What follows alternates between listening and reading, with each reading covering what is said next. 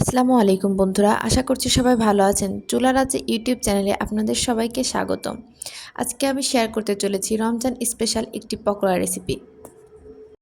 এই পকোড়াটি মুড়ির সাথে খেতে দারুণ লাগবে, এছাড়া আপনারা টমেটো সসের সাথেও খেতে পারেন।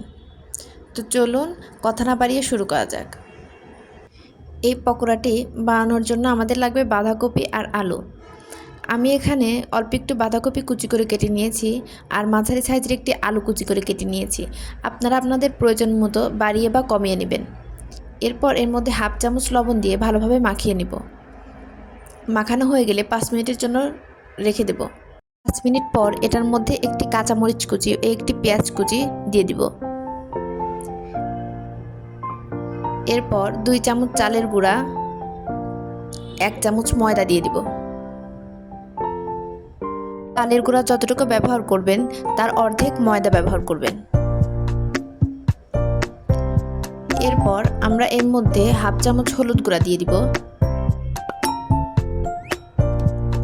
হাফ চামচ জিরা গুঁড়া এবং হাফ চামচ মরিচের গুঁড়া দিয়ে দিব। আর লবণ যেহেতু আগেই দিয়ে রেখেছিলাম এই জন্য আর লবণ দেওয়ার প্রয়োজন নেই। এবার আস্তে আস্তে ভালোভাবে মাখিয়ে নেব।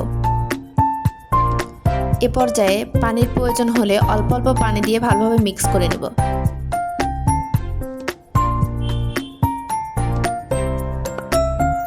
ভালোভাবে মিক্স করে এরকম একটা আঠালো মিক্সার তৈরি করব। এবার একটি কড়াইয়ে পর্যাপ্ত পরিমাণ তেল গরম করে মাখিয়ে রাখা মিশ্রণটি অল্প অল্প করে দিয়ে দিব। দিয়ে পকোড়া শেপ করে ভাজি করে নেব। আমি অফ ক্যামেরায় সবগুলো পকোড়া দিয়ে দিয়েছি। এরপর উল্টে পাল্টে ভাজি করে নিলেই রেডি আমাদের বাঁধাকপির পকোড়া। এটা ইফতারের সময় খেতে খুবই ভালো লাগবে। এই পকোড়াটি বানানো যেমন সহজ তেমনি মজাদার। আপনারা বাসায় অবশ্যই একবার ট্রাই করবেন।